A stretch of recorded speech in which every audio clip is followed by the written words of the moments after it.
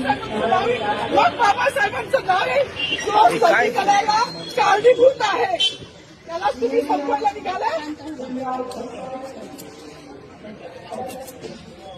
पालकमंत्र्यांची फार मोठी चूक आहे मॅडम, माफी मागणार नाही, पण पालकमंत्र्यांची त्यांची ही चूक पत्रात घ्यावी. नाही आता राहू दे, जसं आहे तसंच राहू दे.